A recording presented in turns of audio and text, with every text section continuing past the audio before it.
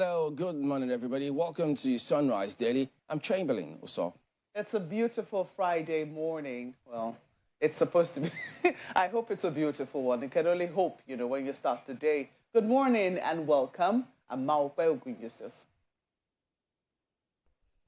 Of course, we're glad to be with you once again. Good morning and welcome. I am Bukola Samuel Wemimo. Hey, hope is a strategy sometimes, and you can only actually just speak those things into reality. Welcome to Lagos, Nigeria's commercial capital. I'm Kayode Okikulu. Well, I had a problem starting with that, question of whether it's a beautiful Friday morning or not. I mean, every day is a gift, and we have to take each day as it comes, giving thanks to the one who has given us the day. But when you think about what happened yesterday in Lagos, the disastrous accident that happened, a train colliding with a bus which had just taken people on their way to work, and the fact that 6 people lost their lives in that accident, many more grievously injured. Some others were able to escape with, light injuries. There are big questions to ask as to how it is that we handle each day that is given to us, whether we really appreciate that life itself is a gift and that we take every precaution that we can to preserve the lives that have been put in our custody, in our care. Be it our own personal lives, be it the lives of other people around us. And it would seem that safety is now one of the things that we need to pay even more serious attention to. Because, I mean, how do you explain the visuals on your screen that a train was, on its way, on its own track? People could hear it coming. We understand that other cars had stopped, but that the bus driver just felt that somehow he could scale through. And even people in the bus were calling his attention. I mean, these are the reports that we've heard so far, to the fact that a train is coming, but somehow he insisted he could make it, and this was the result of it. And this is not the only thing we've seen in recent times that continues to draw attention to the fact that we need to pay more attention to safety in our country. We need to pay more attention. Only recently, the Lagos state government had cause to shut a school, Christian schools on Okwebi Road, while it investigated the death of a student in that school. We understood later, I think the student's name is Whitney, that the girl had been electrocuted to death. They had gone for inter-house sports at a place, and perhaps a naked cable was somewhere lying naked, lying fallow, and perhaps she stepped on it. I mean, these are the stories that we've heard. They're still conducting an investigation into it. But the coroner's inquest has revealed that she died of electrocution. So if that is the case, it does raise big questions as to what attention we pay to safety. Must something happen first before we now begin to look at how we can, prevent it from happening again? Or are we proactive about saying that something can happen at first before we take preventive measures? Don't forget that only recently the Lagos state government was thinking of launching a blue line. The blue line was launched, and they're thinking of launching a red one in very due course. And they had to fence off those rails. They had to fence off those rails, so that people are not electrocuted, when they try to cross the rail, because we understand that the line was going to be running on electricity. So there are big questions as to how much attention we pay to safety as a people. I think that that's something I'd like to, and well, not just me, of course my colleagues as well would like to highlight, because yesterday was really, really very tragic to see, and we hope that when it has happened once, perhaps it'll be the last time that it will happen. We understand Lagos has the Lagos state government has declared 3 days of mourning. How is that coming along in Lagos, Bukola and Kayode? Well, Maupe, I'm on all fours with you on your commentary on, that unfortunate accident of monumental proportions from yesterday. And it raises a lot of questions as to how we manage, highway rail grade crossings in Lagos and in Nigeria. I recall in Abuja, just a few months back from last year, we had a derailment as well, in which a passenger, a driver, a female driver, was unfortunately killed. So how do we manage these types of crossings? And there are quite a number of conflict points, apart from that one at PWD in Ikeja in Lagos. They're supposed to be traffic signs, because we have them also in other parts of the world. They're supposed to be traffic control signs, to help passengers as well as drivers to help them cross whenever there's that conflict point, when a trail is oncoming and a driver is also about to cross. I've had cause to travel across that PWD a number of times in recent times, and I've observed, it's a beehive, a lot of activity in that area. There are police operatives as well. But how often are there police operatives? How often does a train travel on that road? Because vehicles are always traveling 24 hours of the day. So in the absence of traffic signs and traffic controls and traffic officers, what happens? Lives are left, at the mercy of chance, and this is really unfortunate. So if we don't have the town planning expertise to help us manage such, should we close our highway rail grade crossings? Those are the options that I believe we must begin to explore. If every day must be a gift, and we do not necessarily have to leave lives at the mercy of chance and our inability to manage such situations, I think we should rather be a proactive country rather than a reactive one. Coyote. Honestly, yesterday was a difficult one for me, especially we're on the show when this actually happened. And yeah. I know a lot of people have talked about what should be done, barricades around that area, barricades that actually work and all of that. But I'd just like to first commiserate with the families who have lost loved ones. 6 people died in that incident. 2 were taken to the hospital dead, and the remaining 4 died in the process because the injuries were just too much. So our deepest commiserations with them. It's a very difficult thing to actually lose someone.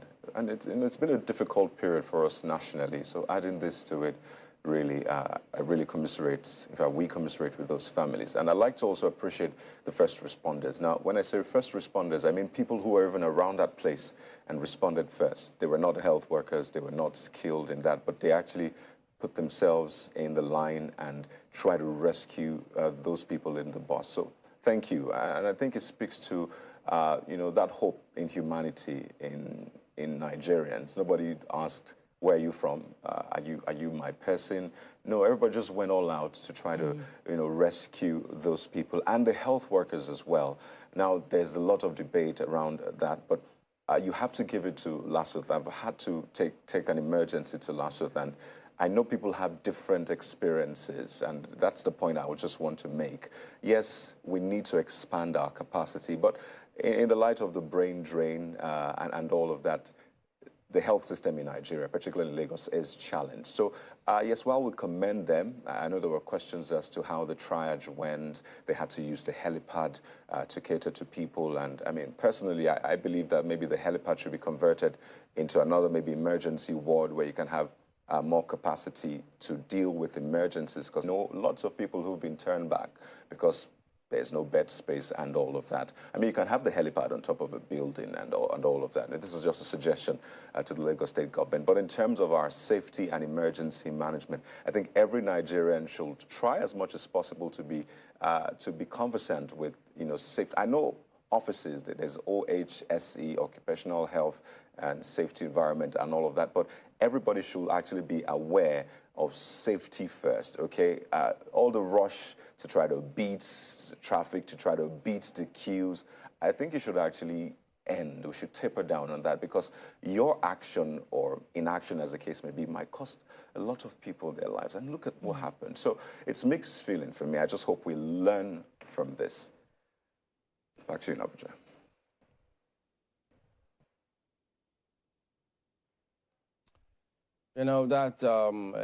It's really a huge one, and the challenge about all of this is that, from the way things stand, it does appear as though we may not have seen the end of these sort of accidents. It's hydro-headed, really. It's hydro-headed.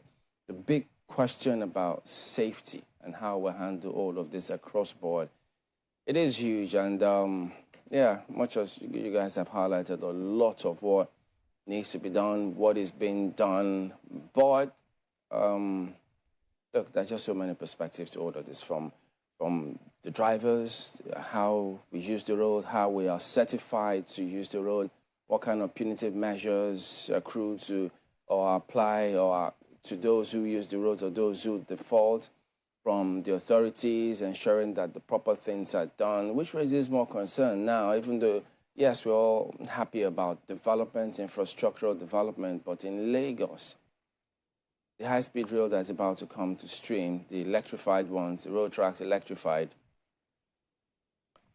we just have more work to do to ensure that the kind of thing that we see going on, even with the ones that we expect that people should put in place, regular, I mean, basic. It sounds basic now, but look at where we are. Look at what we're grappling with. It may sound basic. It's supposed to be basic. In fact, it is basic by global standards. But we're grappling our straws to ensure that the basic things are done. That's our reality in this part of the world. And so if you look at rail infrastructure in every part of this country, you will have a lot of questions. Guys, it was on this same program that we spoke about. Remember the family that was caught up in the rail track in Abuja here? Yeah. A similar narrative. Okala highlighted very similar narrative. Perhaps one place we could start with the schools. You know, how much safety education do we incorporate in our curriculum, from as basic as even nursery school to primary school to secondary school? Because it also has to do with the mentality, the fact that people are willing to take risks. For instance, why did that driver think that it was okay for him to cross when other cars were waiting? Part of the reason is that when you drive in Lagos, those yellow buses, you need to find out, just simple inquiry about who owns them. That may give you an inkling into why some of these things happen, because they feel they're working for owners who are, quote unquote, big shots, untouchables. And so they can do anything. That's why they behave the way they do. They do anything and get away with it. And in some cases, politicians actually use some of those chaps. Those are people who do the dirty work for them. So when police say they arrest some of them, the next day they're back on the street. Or when the road traffic officials are trying to enforce the law with these chaps, they tell them, no, you can't do certain things. And they feel untouchable. I even understand that some of the downfall buses are owned by policemen. So there you go. But that's not the issue here, because this was not a downfall bus. This was a staff bus. Those drivers that they get to do BRT, where did they come from? That's the mindset. So these things are, that's why we say it's hydro-headed. A lot of work. It is hydro-headed. And it's all our work. All our work. We all have to do what we can, as we can, but unfortunately, this is the results. And that's why when we take certain actions, in whatever position we occupy, whether at the top, at the bottom, it has huge ripple effect. You just never know. You may think, oh, no, it's just within my own space. But it's never usually like that. It's never usually like that. But that's an unfortunate scenario we're grappling with now. So that said, we'll just have to take you right on to the dailies and take a look at, we'll start off with New Telegraph this morning. Guba State's Assembly, that's elections that is going to come up, well, scheduled elections now. Court orders INEC. Okay, no, pardon me, this is different. This is different. But yes, about elections. Guba State Assembly, court orders INEC to allow temporary voter card for March 18 polls. Oh, okay. It says March 18 polls, but when you read through, okay, don't worry, we'll go through that for you and put it in context in terms of what transpired and whether or not that can apply to March 18 polls. But the writer here says the law under Section 47 provides for voters' card, but no portion of 1999 Constitution Electoral Act states only PVC can be used. This is a judgment that was delivered, handed down yesterday, part of which we'll find out. We'll go through that and see how that will play out, or how that is expected to play out. And then there's some development associated with that story as well. And then just above this late story, Nigerian digital music media in race for 3.2 trillion naira investments. Oh yeah, the sector does need a lot of investments to thrive. I mean, in other climes, they have this massive investment structure, at least to ensure that they don't go under. Several of them have it. And then at the bottom strip, unless court rules otherwise, Tinubu's victory stands. Presidency replies, PDP, LP, others. Well, that's what they're in court, to see how the court can rule otherwise. And then the writers here, rules out repeat of June 12, 1993 poll annulment. Okay, you may need to know why they're making this. Coalition rejects poll results, calls on INEC chair to resign as 18 local observers give credence to poll. Don't disappoint Nigerians, Nido tells judiciary. So you also see that one right there. So there you go. That is it with New Telegraph this morning. Daily Trust is the one I'm looking at this morning, and the story also on the front page, not a pretty one. Boko Haram kills 35 fishermen in Borno. So we thought Boko Haram was totally powerless, but look at this. 35 fishermen. That's a lot of people. Terrorists tie them in nets, spray them with bullets. That's according to locals who understand or who saw perhaps what happened. We're sad. That's according to the Emir of Dikwa. Government in talks with security operatives, attributed to the governor Zulum.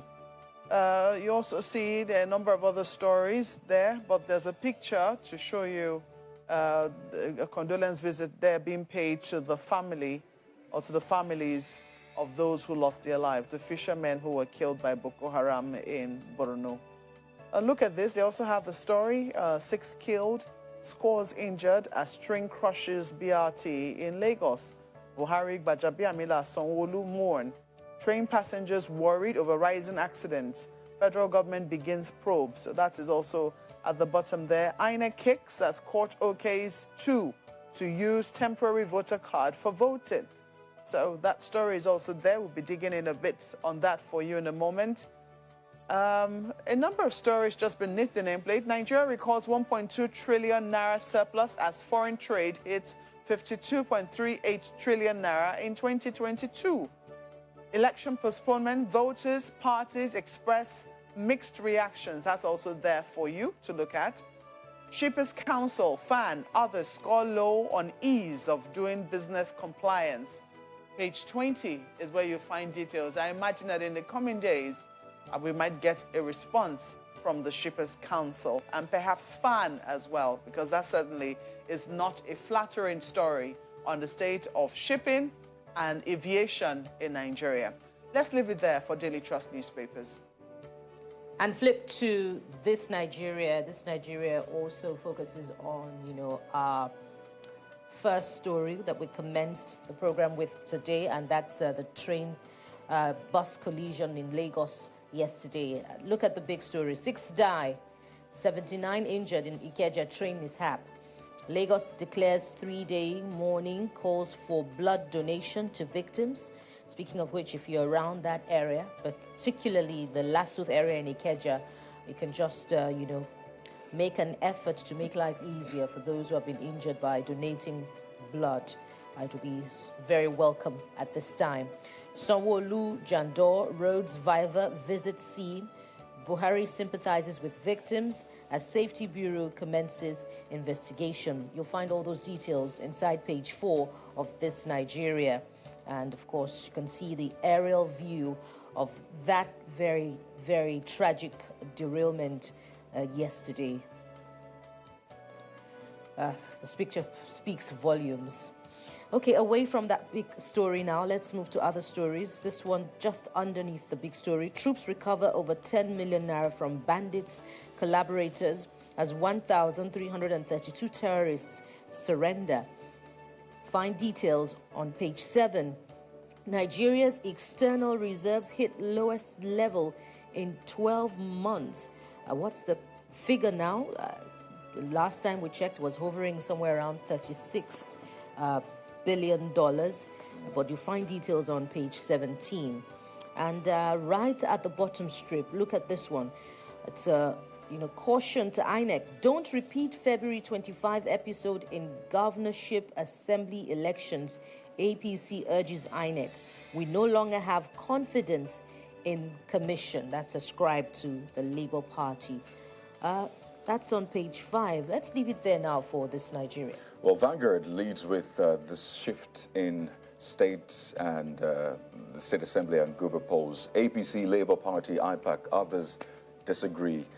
INEC has eroded our confidence. That's from Labour Party. It says this INEC can no longer be trusted. And you see, we respect INEC's decision. APC, excuses no longer acceptable. IPAC cautions INEC. Postponement inevitable. So, I mean, it's expected, really, that parties will disagree. Perhaps, in the build-up to the elections, anyway, they are disagreed on policies, candidacy or candidature of their flag bearers and all of that. So it's just a continuation. Page 5 has more details for you. And just to pay attention on some other issues that seem to be flying below the radar, but it's the elephant in the room. On top of the big Vanguard logo, you see old notes, cash crunch worsens as Nigerians wait on Buhari. For the record, it's exactly 7 days after that Supreme Court judgment. It was last week, Friday, and the president or the CBN have not spoken to that. So is it taken that, well, this is how it will continue to be? Well, we find more details on the inside pages, but the case for Nigerians is still the same. Lots of people don't have access to cash. They have to walk distances. They will have actually taken public transport. And it goes on and on. There's Mr. and Mrs. for you, just something to light up your day on the front page as well. But I'll take this one on a final note. IREV glitches didn't deter beavers. INEC insists. So again, INEC is doubling down on that position. I'm not sure the IREV has been fully populated just yet. I'll check. But as at last time, it was just over 90%. I'll leave it there for Vanguard newspaper for you. Well, take a look at the Guardian newspaper next. Poll shifts may cost Nigeria more than $2.23 billion suffered in 2019. Okay, trying to understand that. I know a lot of people may feel the same way. That's a lot of money. $2.23 billion suffered in 2019. Postponement compounds Naira fuel scarcity woes. SBM. So this is, well, unfortunately, the way things play out here. And then, why Buhari is quiet over allegations of irregularities against INEC. I think people would like to know that. They want to find out why.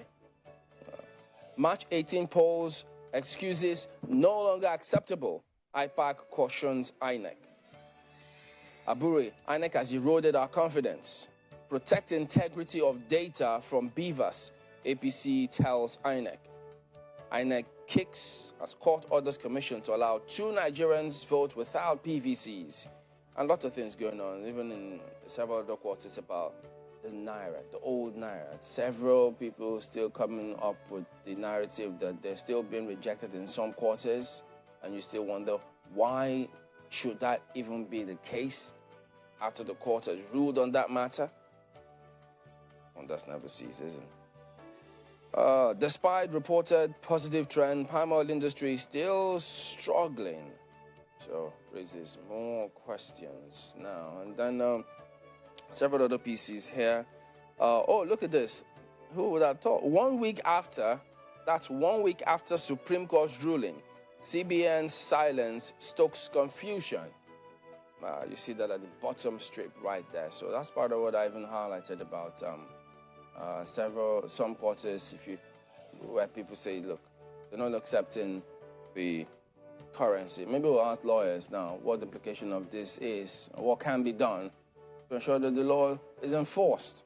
So it's a question of enforcement now, isn't it? So that is the Guardian this morning.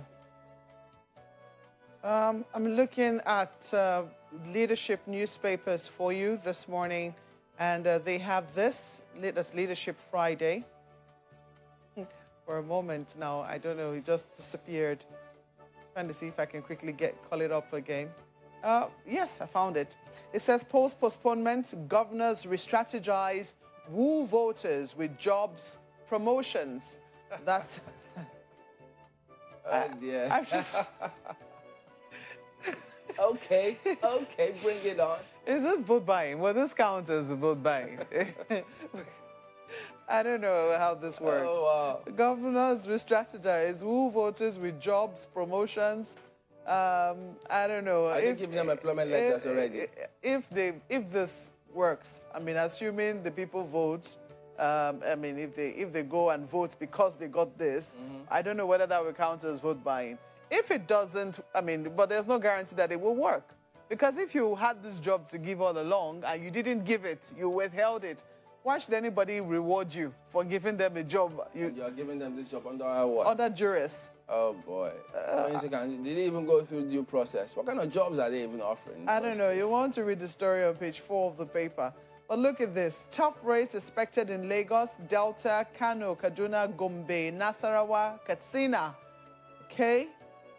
Remarkable states there, and you'll know why, because those states, well, I don't know, just take a look at page 4. You'll get the reason why from page 4. But I think most people who have been following the elections might be able to hazard a guess as to why these states have been listed as battleground states. We respect INEC's decision to postpone polls. We respect INEC's decision to postpone polls. That's attributed to the APC. Gbajabia Miller tops list of contenders for Tinubu's chief of staff. So that is also right there. But he is a member of the House of Representatives. How's that going to work? Crisis in IPOP camp. Kanu seeks to replace senior lawyer. It's on page 9 of the paper. And they also have the story, 6 die in Lagos train accident. Sanwo-Olu declares 3 days of mourning. Woman jailed 24 years for $298,000, 48 million naira property fraud. So that story is also on the front page for you. We'll leave it there for Leadership Friday.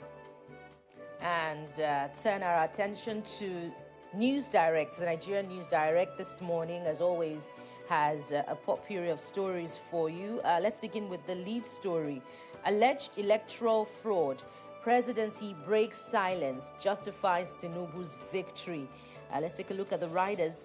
Says no going back on outcome, no case of annulment. June 12, 1993 won't repeat itself. Says allegations against INEC vile, unsubstantiated, as court orders commission to allow use of temporary voter cards for forthcoming election. Afenifere joins knocks on INEC, says Obi won election. Well, let's leave that for the courts to decide, and the court has begun the process for its decision already. Just a few more before we exit. NCC spotlights renewable energy on World Consumer Rights Day. And let's leave it there now for the Nigerian News Director. And I believe that ends our newspaper review segment for this morning. And there's so much more to unfold for you, but that will be after the break. Stay with us.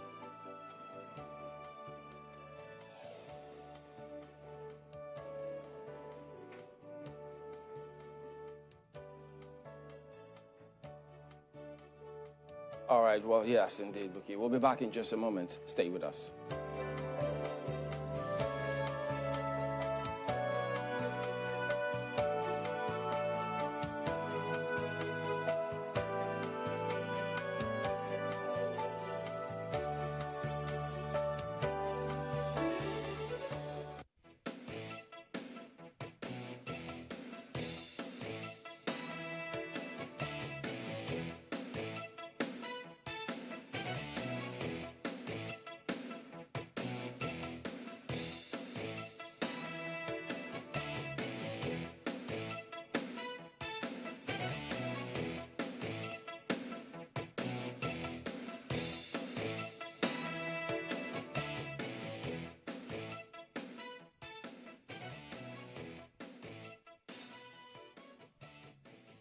Okay, welcome back. So now this matter which we spoke about in the opening, where some ladies already highlighted it, the matter came through yesterday. We'll have a lawyer to shed light on that matter and some other matters. Mr. Matthias Emeribe joins us now. He's a lawyer. Good morning, and thank you for joining us on the program today. Well, good morning. Yeah, I know. Apologies on the streets of Lagos. It's a very interesting day, I tell you, in Lagos. And all that is going on, we hope everybody stays safe as much as they can. Now, about that decision of the court, which INEC, by the way, has said they're going to appeal that matter. Now, when you went through that, because this matter came up at different quarters, people talking about whether or not it was really important or necessary, or what the law provided and what we should be doing much later about the permanent voter card, its function in context of the beavers, but particularly about that judgment. And when you read it, what were your impressions? Because those two gentlemen did go to court and they're happy that they got victory, they got judgment from the court. Yes, after going through the judgment of the court, it was clear that what the court did was to restore the rights of Nigerians, provided you have attained the age of 18, to vote or be voted for. Because it will be absurd that after having gone through the rigors of registration, then the body in question that is vested with the power and the duties to get you registered and issued with the necessary PVC will come out subsequently, after all effort made at even getting even the PVC, and they are telling you that the temporary voter's card issued to you cannot suffice. Meanwhile, the practical effect of what we have seen on the field is that for you to vote, it is the beavers itself that will identify you as the authentic owner of that name and the person who actually was registered in that polling unit. So it is absurd that INEC will be insisting that if you don't have the permanent voter's card, you cannot vote. I mean, that is the privy of your right, or the privy of having the what you may call the opportunity for you to be part of those who will decide the future of your country, Nigeria, and perhaps your state or whatever. So for me, that decision, for all intents and purposes, captured the legal framework of that provision. And the interpretation being ascribed to it by INEC, for me, for all intents and purposes, runs foul of what that provision intended. And that is what I feel that the Federal High Court correctly interpreted.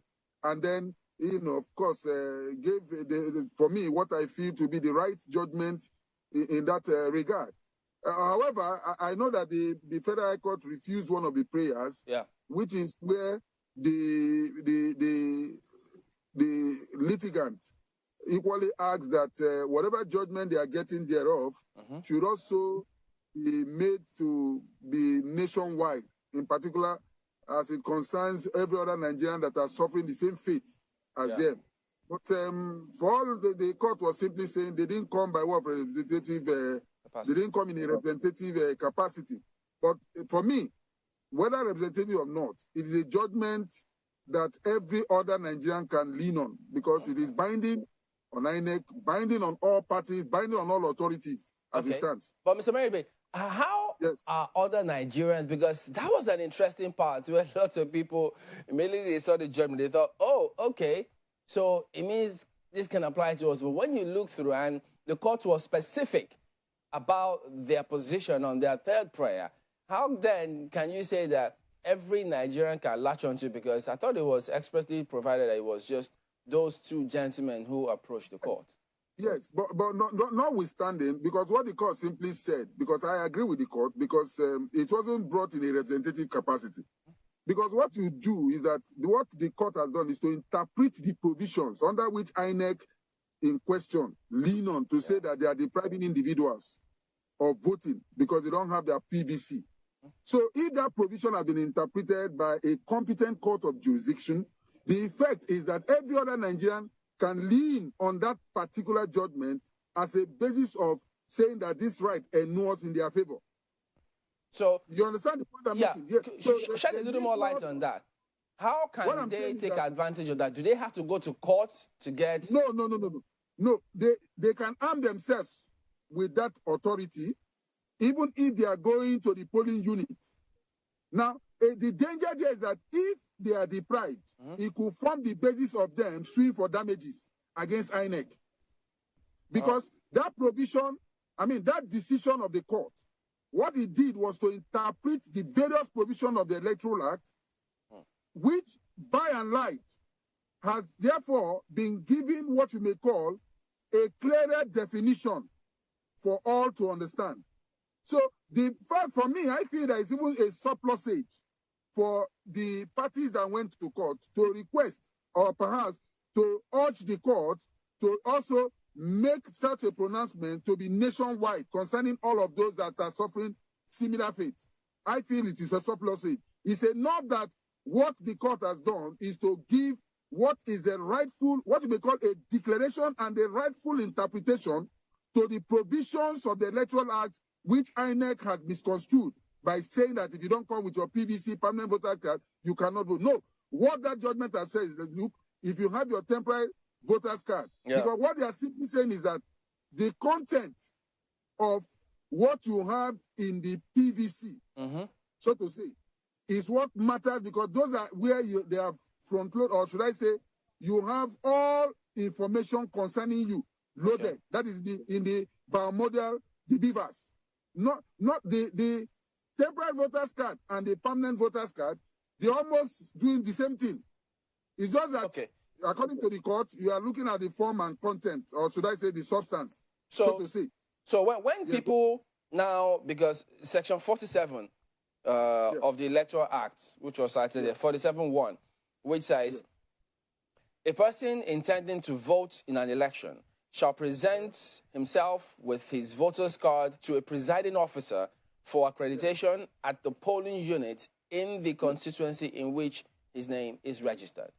Now, if the person now goes to the polling unit and this provision is clearly there, and INEC says, look, once you have, because all of the other methods, they say, follows from this particular incident.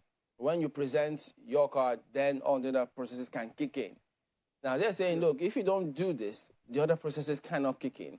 What if they get there and INEC says, well, look, we're in a bind here. We're not able to carry out these other functions because of this. Sorry, let me tell you, by the interpretation of the court, that is why, if you read through that judgment, the court made emphasis in stating clearly that what that provision has is that bring your voter's card. It's not talking of bring your PVC, that is your permanent voter's card. So your voter's card could be your temporary voter's card or your permanent voter's card. So whichever one you come with, provided it can be used in identifying you with the beavers, because every information concerning whether it is the PVC or the temporary voter's card you are having is contained in the beavers. And that is why it is possible that some will vote, some will be rejected, some will pass the test. Some will be rejected and some will pass the test. So if that provision says voter's card, and the court was emphatic about it, it says that there's no way, even if it has said permanent voter's card in some other subsequent provision, as long as in interpreting, the court, what the court has tried to do is to give substance to the provisions. In other words, not to give justice to voters, because the truth in our law, the concept is ubius ubi remedium. Where there is a wrong, there's always what? A right. Meaning that you cannot go to court and you come back worse than the way you went. And so what the court has done is to not invest in you, to let you understand your right as fully enshrined in our Constitution as well as the Electoral Act. So you cannot have your temporary voter's card, which by implication will mean that you have been captured in the national registration data of INEC. And so, meaning that every other problem, in other words, things that you needed to do, you have done everything possible for you to have the right to decide your future. So to now say that they are now leaning on just barely having the PVC other than the temporary voters card, I mean, the court saw that as an absurdity and, of course, ruled as such. It will be interesting to see how this is implemented, because we see that this has not gone down well with INEC. If the idea behind, because if you also look at 47.2, it talks about how the presiding officer shall use a smart card reader or any other technological device that may be prescribed by the commission for the accreditation of voters to verify, confirm, or authenticate the particulars of the intended voter in the manner prescribed by the commission. So there is also an emphasis on making sure that the voter who comes, who presents a card, is really the voter that is before the presiding officer. And that's why INEC continues to say that it only wants people to use their permanent voter card. So I don't know whether this was also taken into cognizance in reaching this judgment. Yes, yes, the court took that into consideration, because the emphasis is on identification to be sure that the person coming before you is the person that is registered in that polling unit and is the person that wants to vote. Because the whole essence is to make sure that we don't have people who are impersonating to come there to vote. And that is why for you to vote, there are two basic ways that can be used in identifying you. It's either your fingerprint or your facial look. If none of this, if you don't pass any of these tests, you'll be asked to leave, that you are not the person that is registered there. So every name on the register has the necessary features, which is the biometric. Either it is the fingerprint or the facial expression. And so to now insist on the card, because we need that every other person card is just simply the what you may call the label that you use in coming to that place. Now, it is possible that if you don't have that label, does that not take away your personality, as it were? I don't think that should be the intention, and that is what the court tried to interpret there. So that provision of 47.2 is even giving credence, because you will discover that it is the biometric, the BVAS itself, that has all information concerning that person. And that is why you cannot vote unless you carry out those two steps, either your finger identification, or better still, your facial expression. If none of these things are captured, the implication is that you are not the person registered there to vote in that very polling unit. How do you think that this can be stretched? Because really, there have been these arguments before now, but I think that perhaps to also maintain some control and maintain some sanity, perhaps that's the reason why INEC continued to insist that people had to get their permanent voters card. But looking at how this has been interpreted now, even though it's only two people that have, that the court says will enjoy this particular judgment because it's not representative, what much more do you think, in what further way can it be stretched? Because people are saying, as time goes on, we should be able to vote with our national identity number. We should be able to vote with our driver's license, because before you get a driver's license, you should be you should have gotten the national identity number. So in future, I don't know whether INEC will appeal this, even though they say they're kicking. Do you think that as time goes on, many more Nigerians might say, look, I don't even need to get on a voter register. The fact that I have this what they call that, my driver's license, or I have a national identification number, should be enough for me to vote? It's possible that in future that we would vote with our either national or whatever that we have. All that matters is the identification that you are the one that is coming before the commission to vote. That's on the election day. Because what INEC tried to do is to stop this issue of people who are not registered, particularly in the polling unit, to come there to vote, or those who would probably have taken somebody else's identity card or whatever to come and vote. Now, you will discover that by the biometric, BVAS, the BVAS machine, that appears to have taken off all of it, has dealt with that issue considerably. Now, what we need to do is that, for me, for all intents and purposes, I believe that what the court has done is to stretch or better still, expand the horizon of identification so that you don't just pigeonhole everybody to say that if you don't have your, the PVC. Like one of the findings that the court made in that judgment was that, look, you gave a time for registration, people registered. You gave time for collection of the PVC. People went there to collect their PVC, only for them to go on and on. They are telling them that the PVC is not there. Meanwhile, at the time of registration, you gave them a temporary voters register, a card, in order for them to get to be in the data, that is to say, the national data of the voters register of INEC, and which was duly captured. So what matters is that, what the court tried to do is to look at the content. What is the essence of having either the PVC or the temporary voters card? And what the BVAS has done is that even if you don't come with your card, provided upon putting your thumb printing or your facial distancing, you didn't recognize it, or you either recognize or you are not recognized. It's either it captures you or it doesn't capture you. If it captures you, you belong to that polling unit. If it doesn't capture you, you are out, as it were. So it's not a question of saying that if you don't have your PVC, you cannot vote. That is depriving you of your right to exercise your fundamental and constitutional right to vote or be voted for. That is, for me, what the court tries to do, because it looked at it vis-a-vis the constitutional provision of the law, to see whether what INEC has done by way of saying that if you don't come with your PVC, that you cannot vote. No, that shouldn't be the position. That's what the court has done in this case. The court's interpretation was for purposes of the 2023 election, even though the judgment came a bit late, because the first round of election had already gone. So what it means that they can use it in this subsequent election. All that matters is that, one, identify where your polling unit is. Where do you have your polling unit?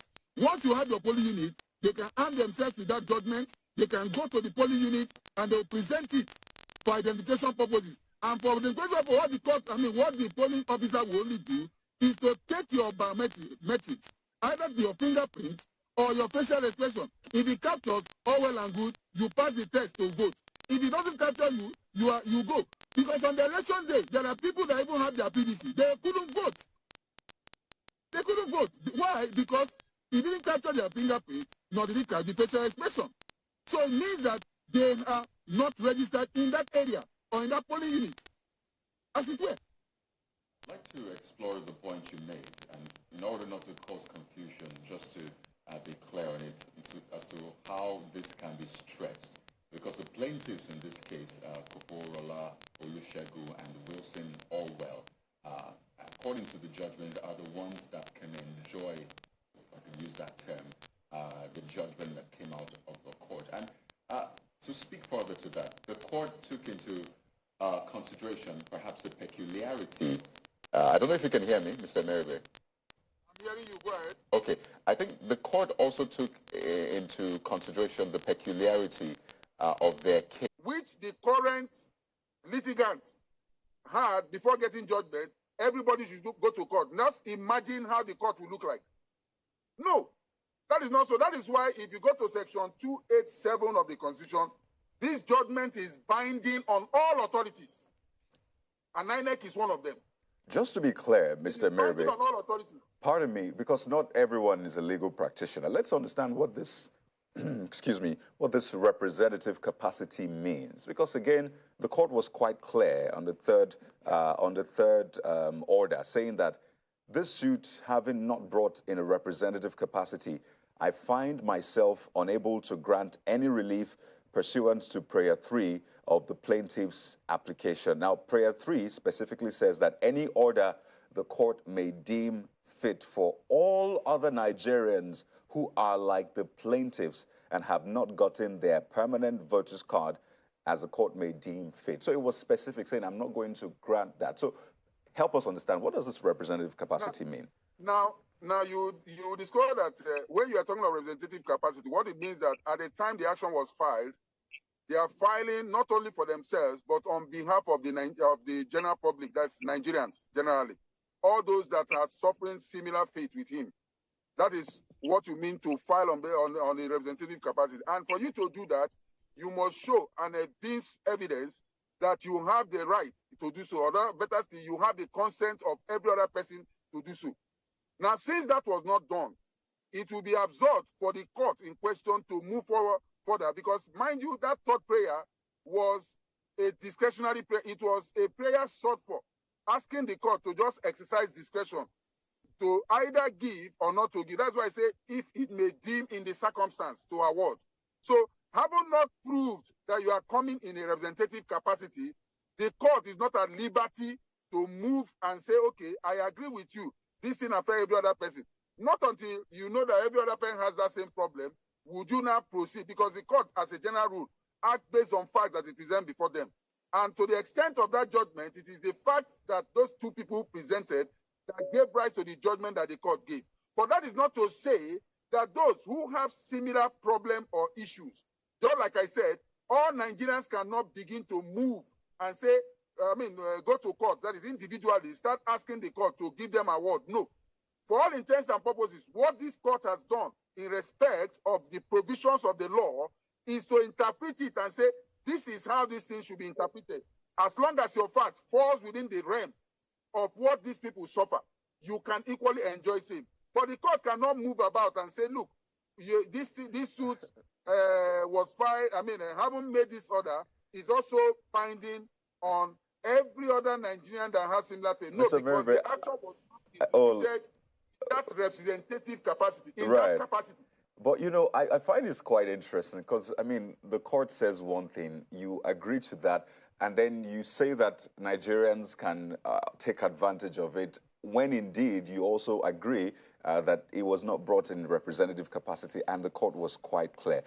My concern is ensuring that we don't put the INEC officials who will be conducting the selection in a tricky situation, because the plaintiffs, again, in this case, they are Koforola, Olusegun, and Wilson Allwell, and the court was quite explicit. So if Nigerians would partake, Nigerians with TVCs will partake in the order, what needs to be done? Do they need to now go in a representative capacity or what? Just to be clear on that before Bukola comes in. Let me tell you, because you can't capture all Nigerians as far as this issue is concerned. Number one, what I'm simply saying is that the people that are suffering this fate, they are very many. So every other person, what will mean if we now want to go by just mere looking at the judgment on the face of it, are we now going to institute individual action? That would be, it means that the court can't even contain them. That's number one. Number two, when the court had made that pronouncement, because like I said, that third prayer was an alternative prayer, and it was left to the discretion of the court to either give or not to give. That the court refused it does not mean that those who are suffering similar fate and have seen this ruling cannot take advantage of it. Like I said, what the court has done is to interpret the provisions of the Electoral Act concerning having voters' card for purposes of what? Voting. That is what the court has done. And so I would think that for INEC, on their part, all they need to do is to issue a statement saying that those that have what they call a temporary voters card, otherwise TVC, can equally go to their polling unit, because each of these people were captured, as it were. If they were captured at the data, national registration data of INEC, and clearly they have a polling unit assigned to them, because the whole essence of the temporary voters card, which you have, is for identification as well. So if you have it, so to speak, you can proceed to the polling unit where you are registered, and you'll be allowed. Okay, what does INEC suffer by refusing these people who actually registered and are in that polling unit? And that's tomorrow exactly. Tomorrow they'll say that there is apathy in voting. Meanwhile, all of these people have a right to vote. They are supposed to be there to vote. That's exactly. So what will INEC suffer in refusing them if they are indeed registered in that polling unit? Exactly, Mr. Meribe. That's exactly yes. my concern. The implications for INEC officials. I'm trying to see this from the point of view of INEC, you know, the work of a presiding officer is not an easy one, you know, be they one or two at a polling unit. Imagine a sea of voters just waiting to vote and the number of hours that they have to commit to ensuring that the process is over and done with. You know, the Electoral Act, Section 47, provides, though for a voter's card, it doesn't specify whether it's a PVC or it's a TVC, but it says a voter's card. I wonder if the BVAS machine can authenticate the details of voter, of the PVC as it, of the TVC as it would a PVC. So isn't it a call to disorderliness if you say that other Nigerians can take advantage of this? No, it's not. It's not. Because even the TVC, once you are given what they call a TVC, there's a VIN number. Everybody is identified by a VIN number. And even on the election day, that was done. Even those that were identified with VIN number on the election day, some of them couldn't vote because their fingerprint and the facial expression couldn't match. Then, Mr. Meribay, some Nigerians can also go to court and ask the court, to allow them to vote with their PIN number, with their VIN number. No, excuse me. What you ask yourself, why do we have this bimodal accreditation system? Is to be sure that the person who is registered there is the person that is coming to vote. So you may have that VIN number, but you are not the one that is registered to vote in that polling unit. So let us get it clear so that we don't mix it up. So the whole essence is to be sure that the person coming before the presiding officer is the person registered to vote in that very location or polling unit. Anything outside it is, it's not acceptable. So the point of interest is that as long as you have, because like I said, in the election proper, the VIN number is also imputed in the bimodal. Then your fingerprint is taken to identify, are you the owner of this VIN number? If it says yes, you proceed. If it says no, they do the second one, which is the facial expression. If it says no, you say, no, this is not the owner. Please, my friend, take either your PVC or your temporary vote. Go, you cannot vote here. Simple. So at the moment, INEC has said that, appears we lost it. INEC has said they're taking immediate steps. They're taking immediate steps to appeal this matter.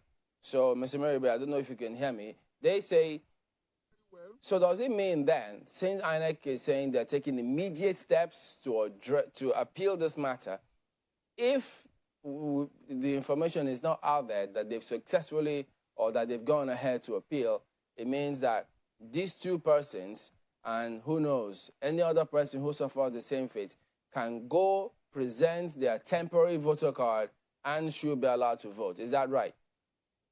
Now, let me tell you, the appeal, like I said, before you proceed on appeal, the ultimate question, like I said, is that what do you stand to suffer?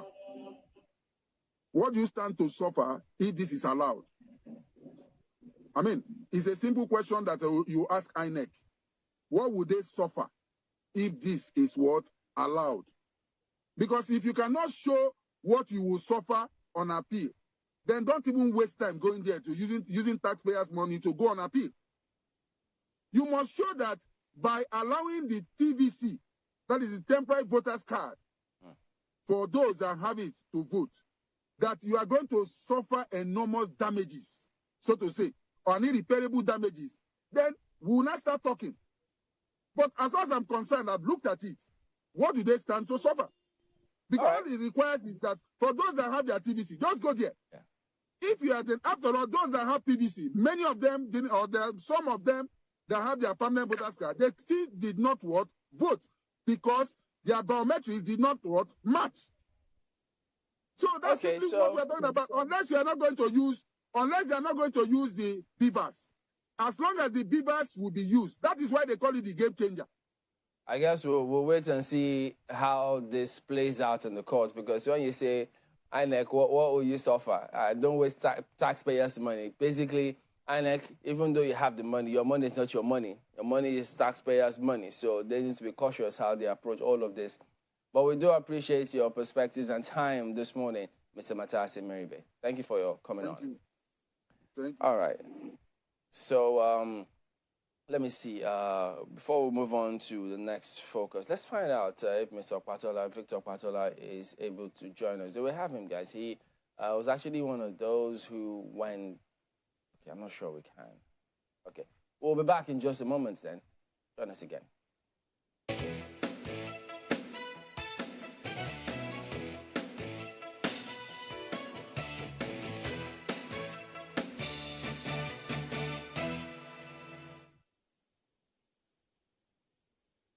Me, I'm not afraid of that man. Me too. What can you really do? I hope you people are discussing about paying me my rent. Oh.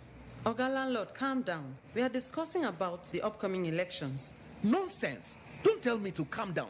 Your mates are at the Akamata Community Square selling their votes for 5,000 naira. But you are here doing what I don't know. Oga landlord, do you know that 5,000 naira spread over the next 4 years is just 4 naira per day? Is this what we should sell our votes for? God forbid. Oga landlord, wise up. We must vote in the right people this time, instead of selling our votes to people who have nothing good to offer our community. That one is your business. You ladies better go and collect yours, if that will help you gather my rent at the end of the month. Do not listen to people like this landlord. Election is not a business venture. It is your civic duty to your country to help elect the right leaders who will create a better life for you and a great future for your children. Do not sell your future. Do not sell your vote. This message is brought to you by the Center for Democracy and Development, CDD, with support from the MacArthur Foundation.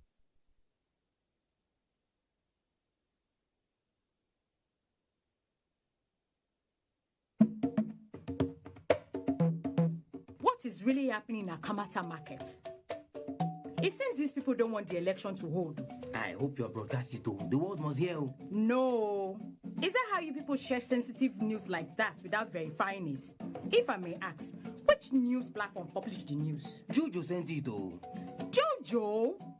Is that not the same Jojo that posted a fake election result the last time that almost caused a riot?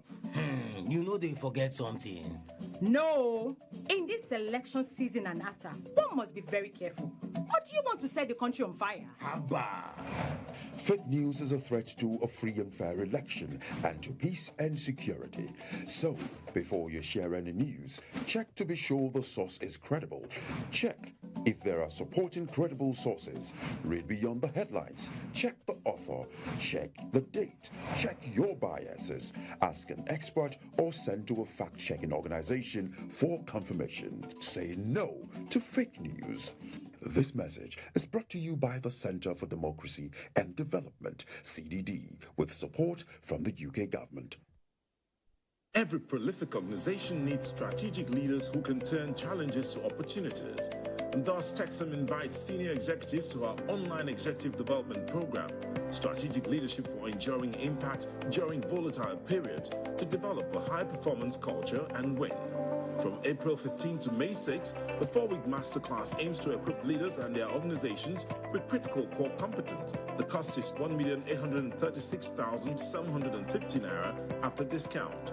Featuring an eminent faculty which includes Oxford alumnus Professor Roger Delves, Professor Paul Griffith, and Professor Randall Peterson of London Business School. The focus is to help the participants understand how to better inspire their strategic deployment of limited resources more efficiently and effectively. For more information, email exec@texam.co.uk or visit texam.co.uk. Texam, insights that inspire actions that change the world. My name is Abdurrashid Bawa, the Executive Chairman, Economic and Financial Crimes Commission. I want to use this medium to urge all Nigerians to eschew all manner of electoral fraud, either through vote buying, vote selling, or fraudulent manipulations of electoral processes. I'm fully persuaded that we can run our electioneering processes devoid of any form of criminality. Let us all be committed to a free, fair, and credible dealings in the exercise of our democratic rights. Thank you. Report any electoral fraud to the following numbers: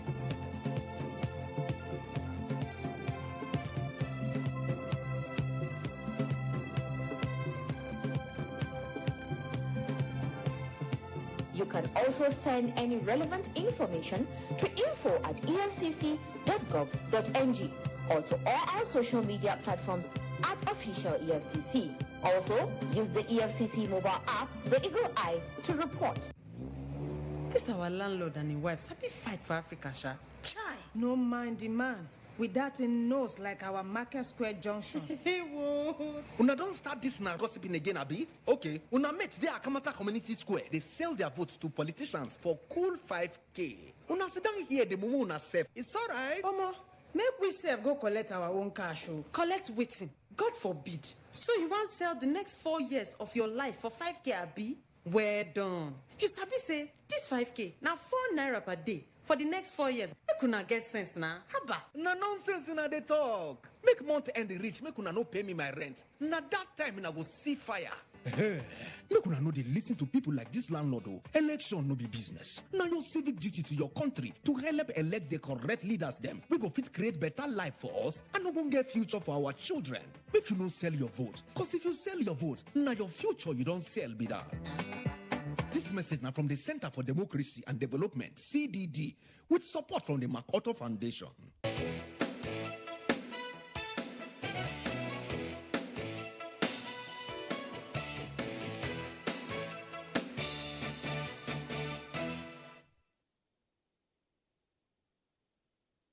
Well, Victor Okpatola joins us next. He's a legal practitioner.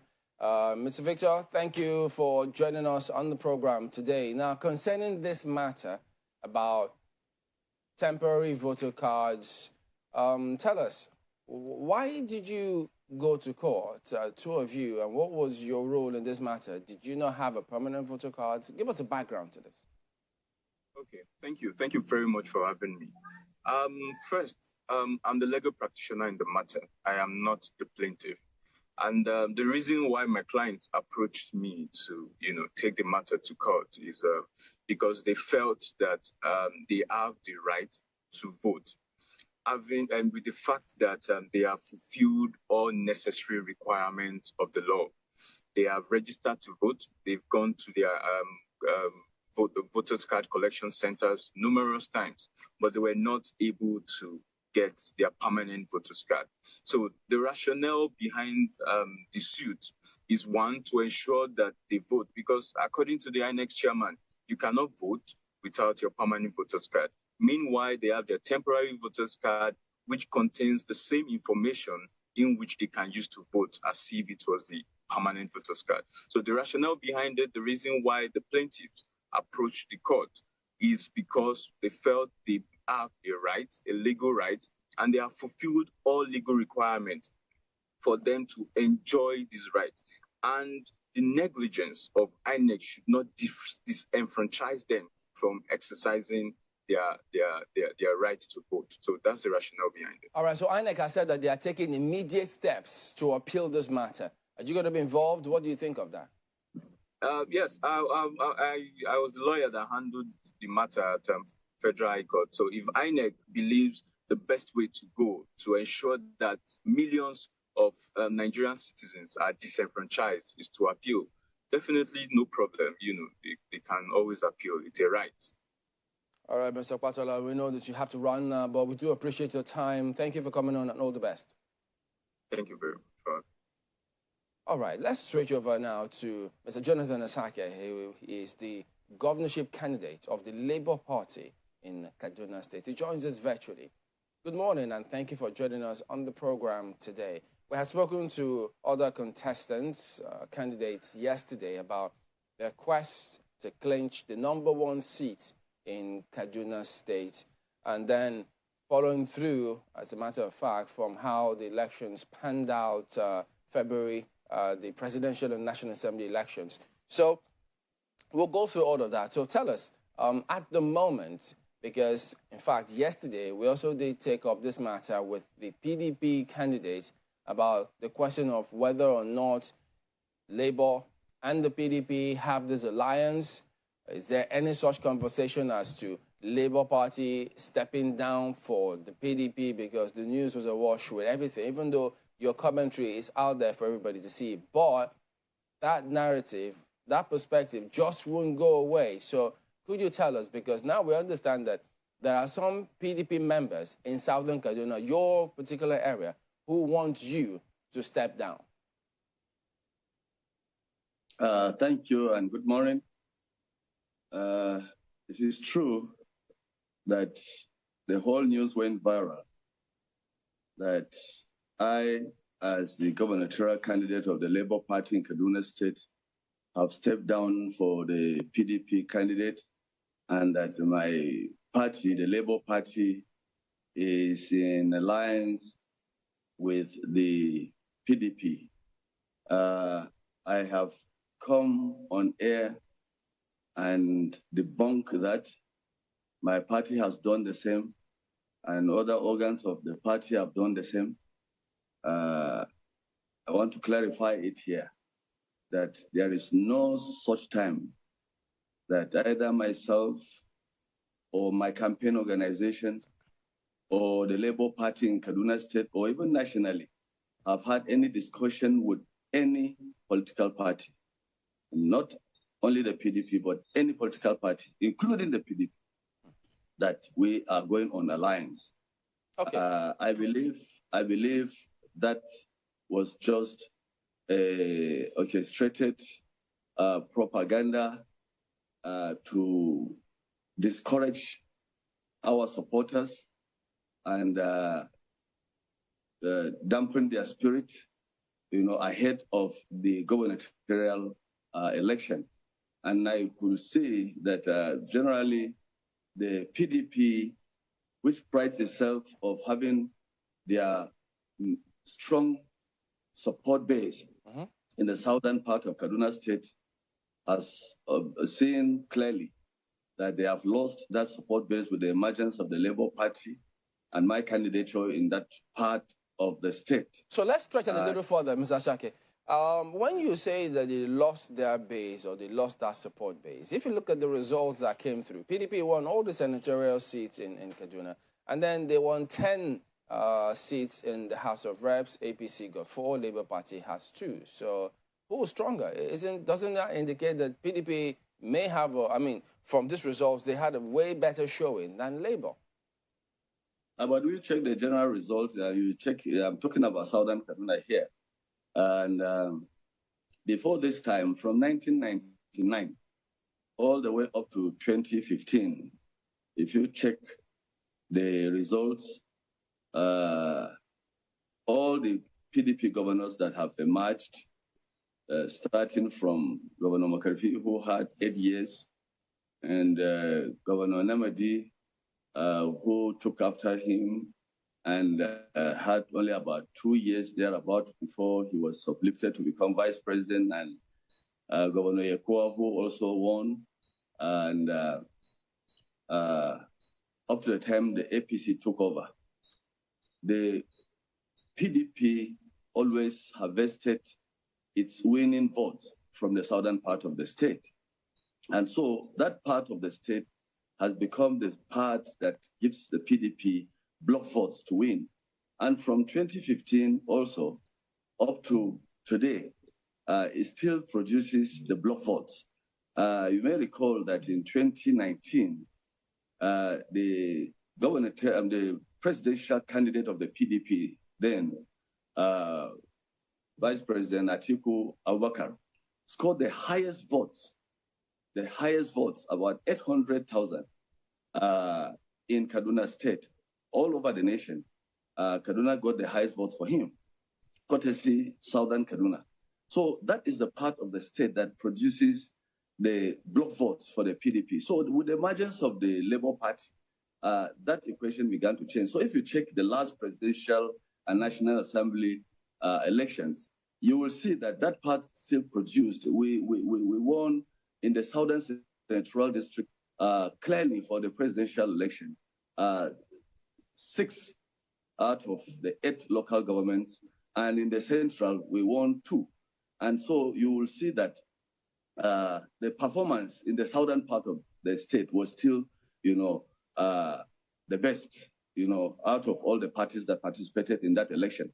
So seeing that and seeing that the permutations for the presidential and National Assembly election is different from the one for the governorship. Okay, so the PDP, I believe, became jittery and became unsettled, and so resorted to this kind of a very cheap propaganda. All right, so what do you say to those who think, first, they thought that your entrance into the race was late, they thought it was an afterthought on your part, and then what would it then profit Labour if you get the votes in the southern part and you don't get in the other two parts? And because at the end of the day, you will just probably harvest the votes from the south, PDP gets some, and then APC and their supporters will go ahead and just march straight into government house because PDP and Labour Party have split their votes. That is a fallacy. That is a lie that is being sold out to the public. My emergence as a candidate was never just a sudden emergence, as it is being said. If you look at the whole scenario, the emergence of the Labour Party generally and the national landscape, became a child of necessity. Seeing the frustration Nigerians went through, when they were expecting a change after the 8 years of the tortuous APC rule, they found out that the whole primaries, both parties, the APC and the PDP, was characterized by the use of huge money, dollars to be precise. In fact, we did a rough calculation. Each delegate in the convention, the presidential convention, each delegate, went away with about 16 million naira, if you convert it from dollars, because it was dollars that were shared. So the Nigerians felt, well, thank God that Mr. Peter Obi pulled out of that and didn't want to go into a context that will be characterized by the huge use of money to induce delegates. And then if he's thrown up through that process, then he will lack the moral right and moral capacity to fight corruption, which actually has become the cancer of the nation. And so he pulled out, and then he went into the Labour Party, the party that was formed by the Nigerian workers, the Nigerian masses. And it became like a divine blow and became equal to the mega parties. And Nigerians accepted it. And his messages were clear all over the nation. The messages of hope, x-raying the problems of the nation, talking to people in town hall meetings, going around the country, and everybody keying into it, both inside the country and outside the country, and profiling solutions, what he can do. That his messages were different from other candidates. And so some of us in the states keyed into it, and we were given similar messages across the state. So in my own campaigning, we, myself and my deputy, Right Honorable Bashir Zangong Aya, who comes from the northern part of the state, a former majority leader of the House of Assembly, former commissioner of works, a grassroots politician. So we set our machinery of campaign. We went around, we had town hall meetings, we engaged groups and individuals, and we campaigned across the 23 local governments of the state.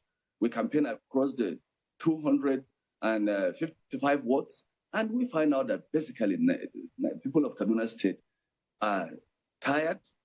They are ready to change the system, not the PDP, not the APC. They wanted a party and leaders that will bring hope to them. And so the expression, the mood all over the state is the same. And so the PDP is aware of it. And so it is not true that APC will have a free walk to government house. APC is not even in the equation. It is PDP versus a Labour Party. And the PDP, which believes that they can only beat the APC and the NNPP in the northern part by using the block votes from the southern part, now find out that Labour Party has taken over the southern part.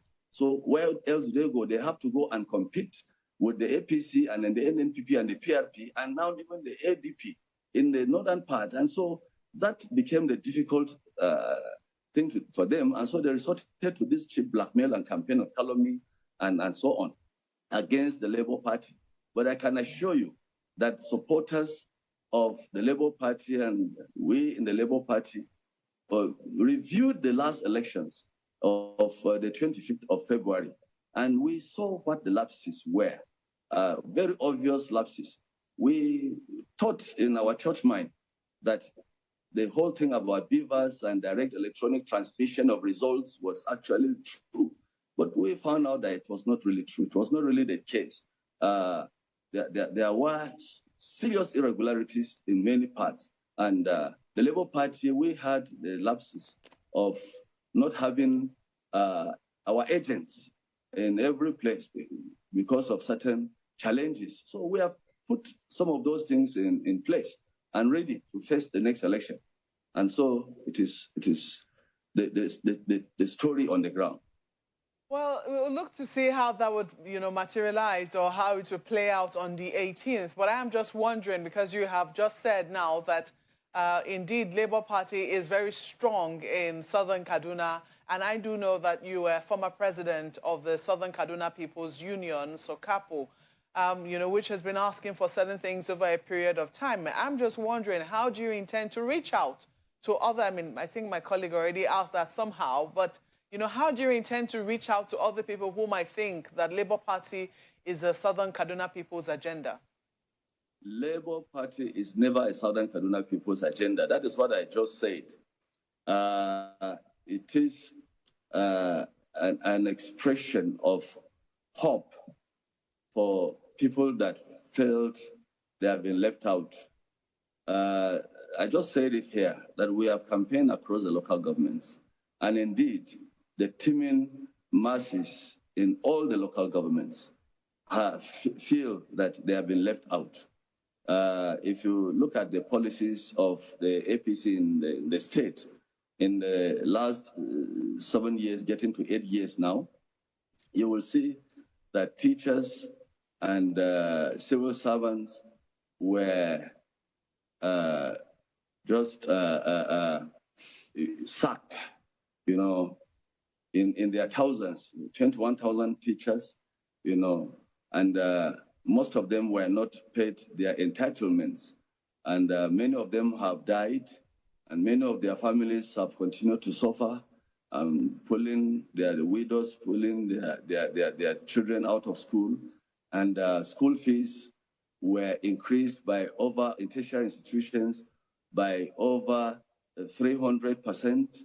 And most of those students in schools, their parents cannot cope, and they are now staying out of school.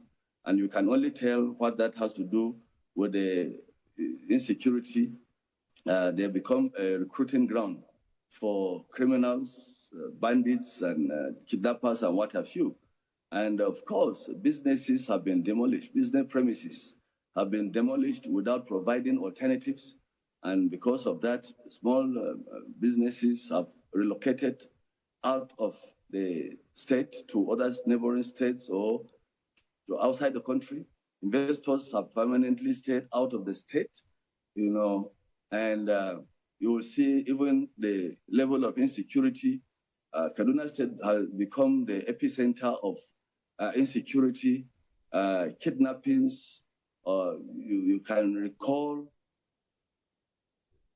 billions of naira that have been extorted from poor parents, and so on and so forth. So people generally are in a state of dissatisfaction. If I could follow up on that, pardon me, Mr. Asake, because of time. It was an issue that featured prominently in our conversation with the other candidates yesterday. This issue of security, which you're talking about. And I'd like to know what your approach will be, or what you plan to do if you're elected governor. Speaking to the APC's candidate, the PDP's candidate, they kind of differed on the approach to banditry particularly, which is not just affecting Kaduna State. We've seen it affect, other adjoining states, even the FCT and all of that. You were referring to just some of those cases now. So what will the approach be? We know that the current governor says, well, those areas, those forests should be bombarded. Yes, collateral damage will happen, but he believes that it's better to just bombard those areas. The PDP candidates believes that, well, these bandits are humans. How about you have like some sort of maybe a sit down and all of that? What would be your approach, Mr. Saki? The first approach, I've always said it publicly, that any leader at any level must have the will, the political will, to address a situation. And if we come in, that political will is there already. Because having served as a Sokapu president, I know the problem of insecurity, you know, the way insecurity has wrecked the entire state and has stopped virtually everything from moving forward. And so the first thing, if you remember when the Bethel Academy students were kidnapped, sometimes in April last year, the first thing that those kidnappers demanded was the demand for food items, bags of rice, vegetable oil, and other essential commodities. Those things were ferried to them in the forest. And with the present technology that we have of tracking devices, simple tracking devices that we put in our cars, it is not that these are not known, their locations are not known. These things were supplied to them in the forest. Who carried these things? And oftentimes they collect money in hundreds of millions. For instance, the 28th of March train passengers kidnapped. Only 8 of those family members coughed out over 900 million naira. Where did that money go to? Our intelligence agencies and financial crime agencies, you know, can track that money. That money finds its way into the banks. And when it finds its way into the banks, it is either some of those banks know where the money is coming from, the sources, or the sponsors. And so the government must have a will. So truly the start is to network. All right. Is to collaborate we with have intelligence agencies. Right. To track down such where funds are going to. Okay, pardon me. So you can land on that point. We're less than a minute away, in fact, 30 seconds away from break. But you can land on that point. And I want you to be specific. Would you be negotiating, or would you be approaching maybe the way the current governor says, let's approach them, just bombard those areas? What would be your own approach as we wind down? Well, negotiation will come in. It depends on the most expedient thing that we find on the table. If it is to negotiate, but first of all is to implement the way of fighting these terrorists and these criminals, and ensure that they are exposed, particularly their sponsors. They are publicly exposed and brought to book. And once that is done, is to cut off their source. And then, so it's not about negotiation. It's about getting the root. Oh dear, the connection got the better of us. But at the tail end, we've had some very incisive contributions from him. We'd like to thank you so much, Mr. Jonathan Seke, the governorship candidate of the Labour Party in Kaduna State. Thank you so much for your time. I literally got most of your responses through. Thank you once again. Well, we'll go to break right now. We have one more leg of a conversation. Yes, the election has been postponed until next week, but there's so much ground to cover. I'll be doing that in a moment. Please stay with us.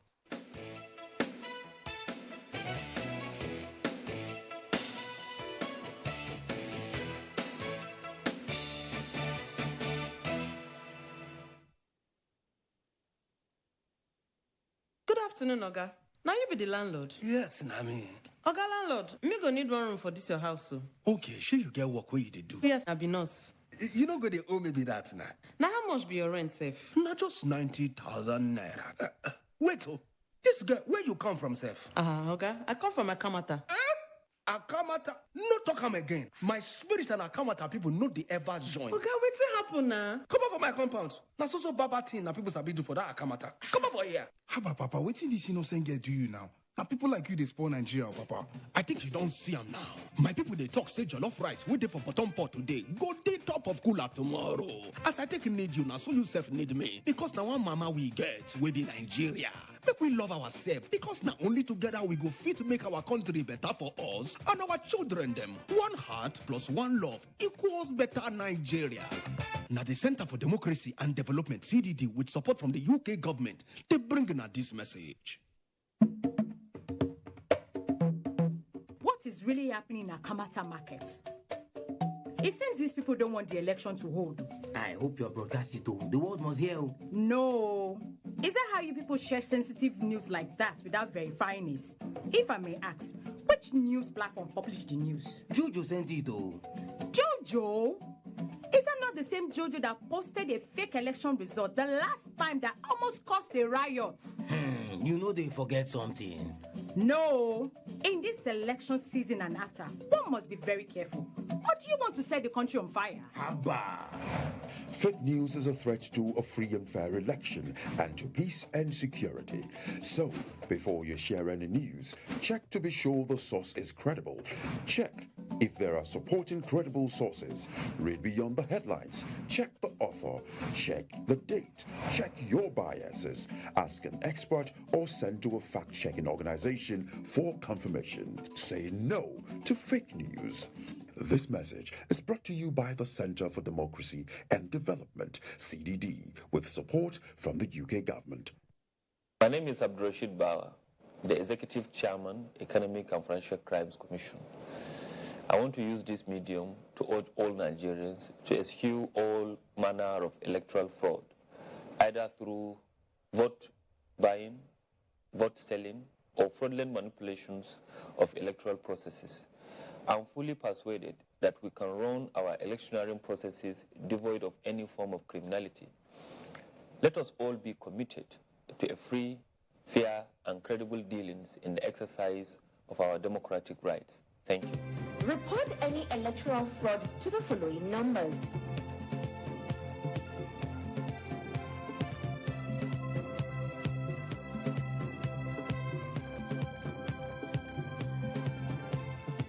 You can also send any relevant information to info@efcc.gov.ng or to all our social media platforms at official EFCC. Also, use the EFCC mobile app, the Eagle Eye, to report. Good afternoon, sir. Please, I need a room to rent in your house. Okay, where do you work? I'm the nurse. That means you won't owe me rent. Congratulations, young lady. You have yourself a house. Well, thank you so much, sir. So, how much is the rent? 90,000 naira. Oh, but wait, where are you from? I am from Akamata. Akamata what? Akamata in my house? If you know how you got into my house, please get out right away. My spirit and that of Akamata people don't have anything to do together. Sir, what have I done? Your people from Akamata are known for bad things. That is what they represent, and you can't live in my house. Just get out right away. What's going on? Leave my house, young lady. Yes, our differences extend to our languages, culture, food, and even belief. But we are bound together by the cord of love. With one heart, with one voice, we will make Nigeria a hub of greatness, a place where the people live as one. This message is brought to you from the Center for Democracy and Development, CDD, with support from the UK government. Me, I'm not afraid of that man. Me too. What can he really do? I hope you people are discussing about paying me my rent. Oga landlord, calm down. We are discussing about the upcoming elections. Nonsense. Don't tell me to calm down. Your mates are at the Akamata Community Square selling their votes for 5,000 naira. But you are here doing what I don't know. Oga landlord, do you know that 5,000 naira spread over the next 4 years is just 4 naira per day? Is this what we should sell our votes for? God forbid. Oga landlord, wise up. We must vote in the right people this time, instead of selling our votes to people who have nothing good to offer our community. That one is your business. You ladies better go and collect yours, if that will help you gather my rent at the end of the month. Do not listen to people like this landlord. Election is not a business venture. It is your civic duty to your country to help elect the right leaders who will create a better life for you and a great future for your children. Do not sell your future. Do not sell your vote. This message is brought to you by the Center for Democracy and Development, CDD, with support from the MacArthur Foundation.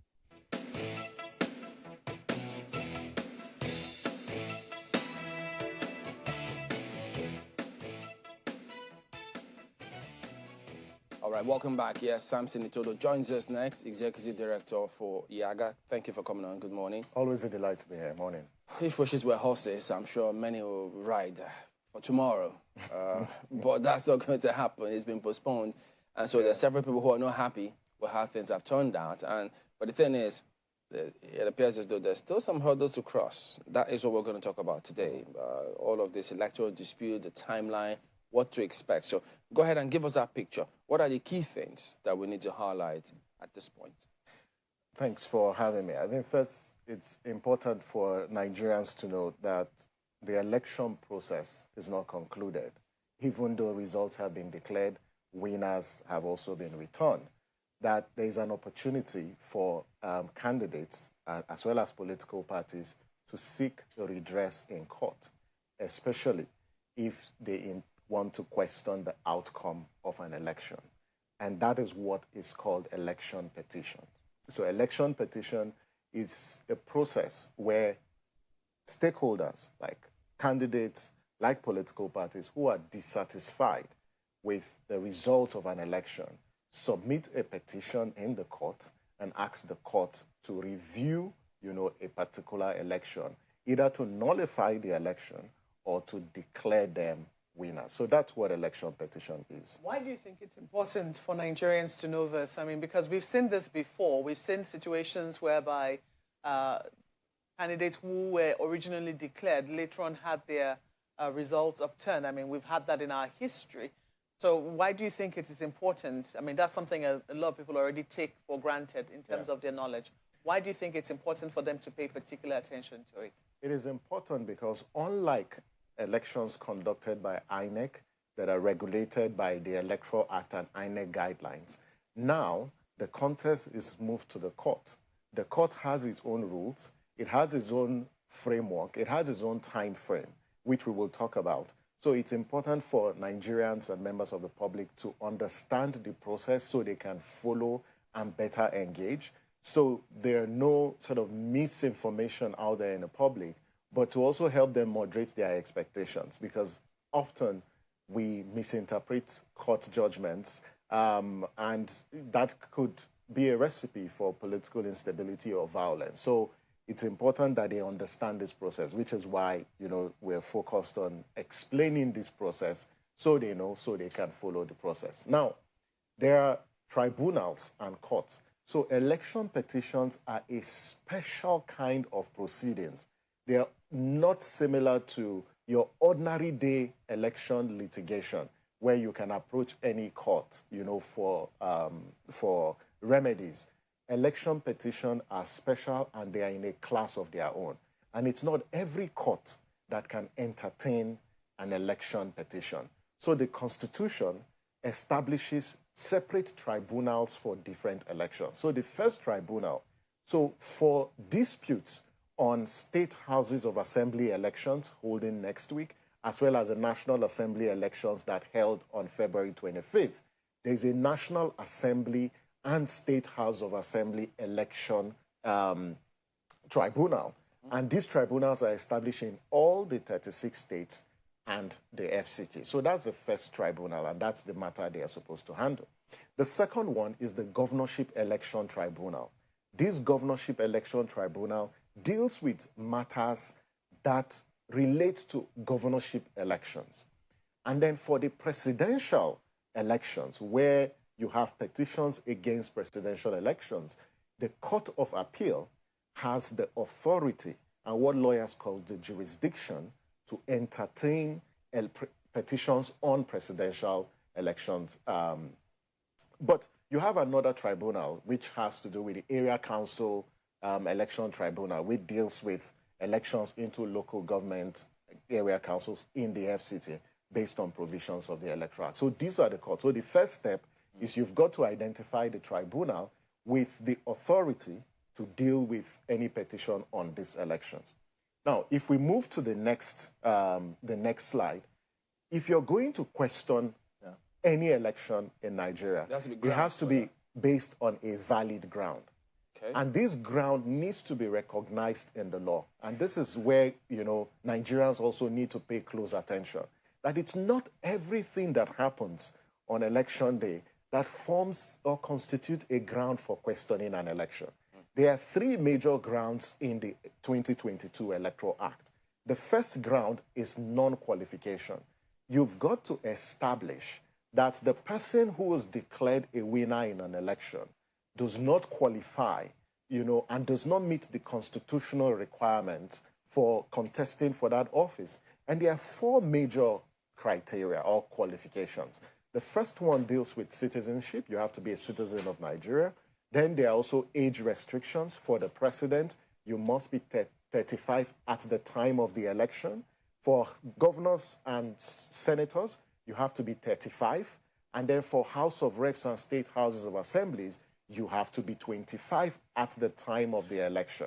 The second ground is the ground for non-compliance and corrupt practices. This is often where all matters relating to falsification of results, things like errors in the management of the results collation process, things like bribery, impersonation, all that fall within this particular ground. For those who are pouring through the BVAS, I beg your pardon, through the IREF now, those are the kind of things they should have at the back of their minds. Especially if there is non-compliance. But the law also says it has to be substantial in such a way that it would affect the overall outcome. Oh. The third ground... Just before you go to the third ground, I'm wondering where does destruction of ballot boxes, violence at polling booths, where do they fall?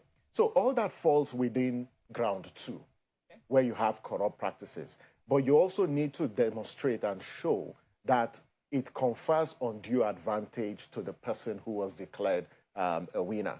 The third ground deals with the failure of the person who is declared a winner to score majority of lawful votes. And what this ground actually presupposes is that, one, the issues around if there are alterations or miscalculation of the votes, this is the ground. Secondly, if you're going to establish that the person declared a winner does not fulfill the legal requirements, and for some of the elections, the legal requirements are very clear.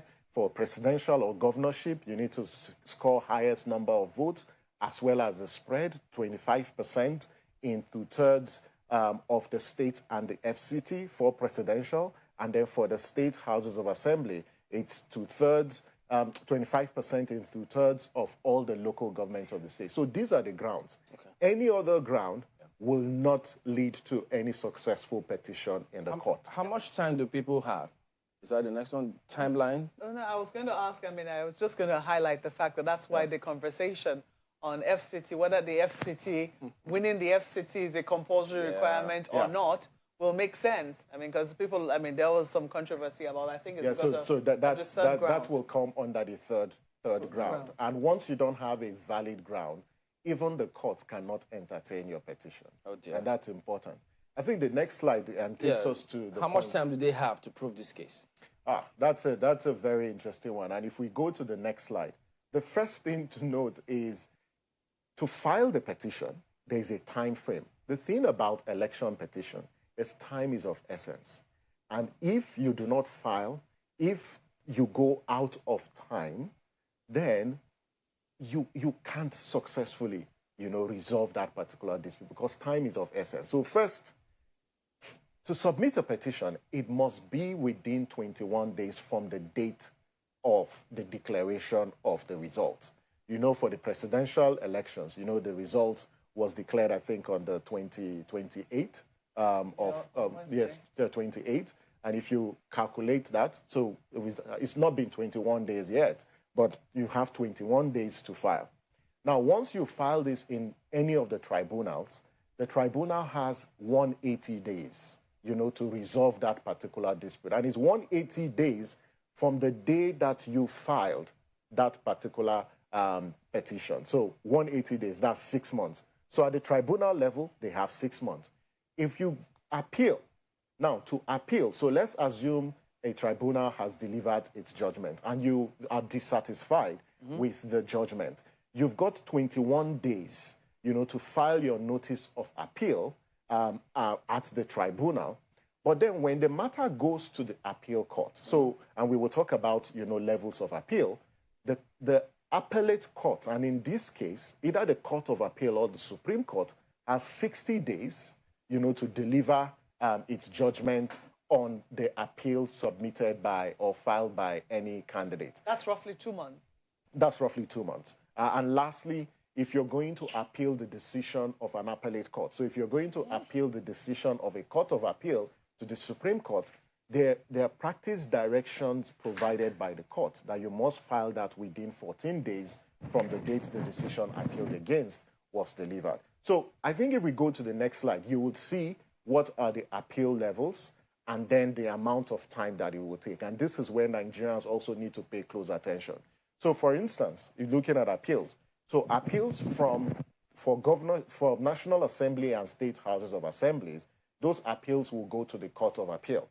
And that is the final court for determining matters related to National Assembly elections and the State Assembly elections. So that's the matter terminates at the Court of Appeal. For governorship elections, once you're dissatisfied, you can appeal to the Court of Appeal, and then from the Court of Appeal to the Supreme Court. So the Supreme Court is the final arbiter when it comes to governorship elections.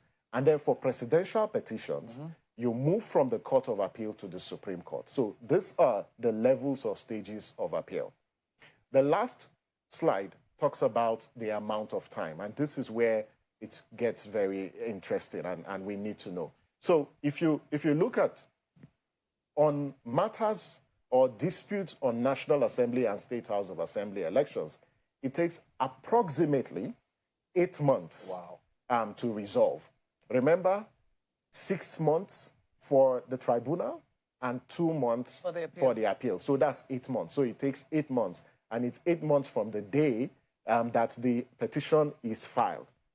For governorship election disputes, it takes an approximate 10 months to resolve. And this is the 6 months at the tribunal, the 2 months at the Court of Appeal, and then the 2 months at the Supreme Court. So 10 months. And then for presidential election disputes, it will take an approximate 8 months, because at the tribunal stage is 6 months, and then Supreme Court is about 2 months. So if you look from now till the end of the year, we're probably going to be focused on the courts to resolve this dispute. So these are the timelines, for the resolution of election disputes, as provided in the 1999 Constitution as amended and the 2022 Electoral Act. My colleagues in Lagos have got some questions for you. Thank you, Chamberlain. We're pretty out of time, but a very quick one, Mr. Itodo. Looking at the estimated time frames for resolving disputes, for the presidential election dispute is 8 months, and governorship 10, National Assembly 8. So should there be a review to the extent that the process will be deemed not to have been concluded until the disputes have been resolved? You know what they say about justice not having been served until the aggrieved person has been assuaged. So, but what we have now is that the system pretty much goes on, and then the petitions, continue in court. So should there be that review such that the process has not been concluded until the aggrieved person has been assuaged? Well, so in terms of review, the question is who is reviewing?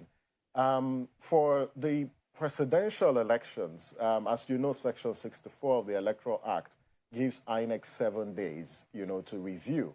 If INEC has not reviewed the elections and return, has been made, certificate of return have been issued, the matters are now within the jurisdiction of the court. So it will be the court now that will take or rule, I would say, will have the final say in relation to the outcome of those elections, especially for election petitions related to the elections that are held on February 25th. But we have an election next weekend, and that's 18th. So perhaps in the course of the collation process, or even after a declaration has been made, INEC will have 7 days to review any outcome of those elections. But once it is out of the time prescribed by the law, then no action can be taken, because time is of essence due to the sui generis nature of election petitions. But for pre-election matters, those matters are still being handled by the courts. You know, there's this question screaming in my head, and I don't know, I just succumbed to the temptation.